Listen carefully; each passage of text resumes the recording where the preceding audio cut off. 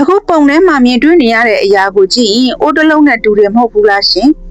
ဒါပေမဲ့ဒါကအိုးတစ်လုံးမဟုတ်ပဲကလစ်ဆန်တွေကိုဖမ်းဆီးတတ်တဲ့တဘာဝထောင်ချောက်ပန်းပွင့်တပွင့်ဖြစ်နေမယ်ဆိုလူကြီးမင်းတို့ယုံကြည်ကြမလားရှင်ဒီအပင်ရဲ့အမည်ကတော့နီပန်သီးဆရာချာလို့ခေါ်ပြီးမလေးရှားနိုင်ငံဘော်နီယိုကျွန်းပေါ်ကကီနာဘာလူတောင်ကုန်းမြင့်တွေပေါ်မှာပဲတည်တံ့တွေ့ရတတ်ပါတယ်ဒီအပင်ကအနွယ်ပင်တစ်မျိုးဖြစ်ပြီးသူ့ရဲ့အပွင့်တွေကအိုးတစ်လုံးဒါမှမဟုတ်အိတ်တအိတ်နဲ့တူပါတယ်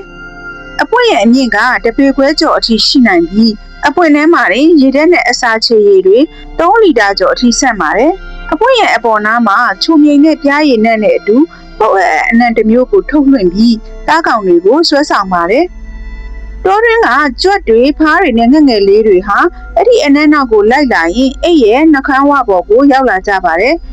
အဲ့ဒီနှခမ်းဝဟာတဘာဝဖျောင်းလွှာတွေနဲ့ဖုံးနေတာကြောင့်အလွန်အမင်းချောကြည့်နေပါတယ်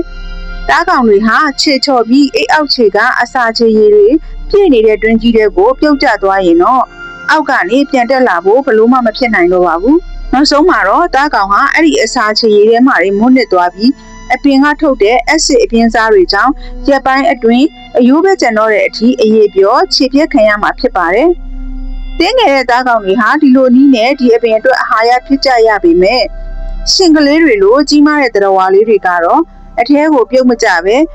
အိတ်နှခမ်းဝမှာအေးအေးဆေးဆေးထိုင်ပြီးအပင်ကထုတ်တဲ့ပြားရည်ချိုချိုတွေကိုစားတောက်ရင်းနဲ့အပွင့်လေးကိုအညစ်အကြေးမစင်စွန့်ချသွားကြပါတယ်အပင်ကလည်းရှင့်ရဲ့အညစ်အကြေးထဲမှာပါတဲ့နိုက်ထရိုဂျင်ဓာတ်ကိုအလွန်နှစ်သက်တာကြောင့်ဒါကိုသူ့ရဲ့အာဟာရဖြစ်ခြေပြက်စားသုံးပြီးအပြန်အလှန်အကျိုးဖြစ်ထွန်းကြပါတယ်ပန်းပွင့်တွေကလေဟာပြင်မှာရှိနေတာကြောင့်မိုးရွာတဲ့အခါမိုးရေတွေအိုးရဲကိုတဘာဝအတိုင်းဝင်ပါတယ်ဒါပေမဲ့ပိုပြီးထူးဆန်းတာကမိုးရေတွေအများကြီးဝင်လာရင်အစာချေရည်တွေပြတ်သွားပြီးအစာမချေနိုင်တော့မှဆိုလို့အပွင့်ရဲ့အပေါ်ကအရွက်အဖုံးလေးကမိုးအရင်ရွာရင်တိတိချောင်းလိုမျိုးအပေါ်ကနေမိုးရေကိုကာကွယ်ဖိထားတတ်ပါတယ်။ဒီပညာရှင်တွေသုတေသနလုပ်ကြည့်တဲ့အခါဒီတဘာဝအရေးတွေမှာအလွန်ဆေးကပ်ပြီးဆွဲဆန့်လို့ရတဲ့ဂုဏ်သက်တည်ရှိနေတာကိုတွေ့ရပါတယ်။တားကောင်ကအထဲကိုပြုတ်ကျလို့အပေါ်ကိုပြန်တက်ဖို့ရုန်းကန်လိုက်လေဒီတဘာဝအရေးတွေကပိုပြီးဆေးကပ်လာပြီးတားကောင်ရဲ့ခြေလက်တွေကိုရှင်ဆေးလိုမျိုးလာပြီးပတ်ဖွက်ထားလေဖြစ်ပါတယ်။မိုးရေတွေဘလောက်ပဲရောသွားပါစေဒီဆေးကပ်တဲ့တဘာဝတက်ကပြတ်မသွားပဲတားကောင်ကိုရုန်းထွက်မရအောင်ဆွဲထားနိုင်စွမ်းရှိပါတယ်။ဒီအပင်ဟာကြီးထွားဖို့အရန်နှေးပြီးမျိုးပေါ်ရတာအရန်ခက်ပါတယ်။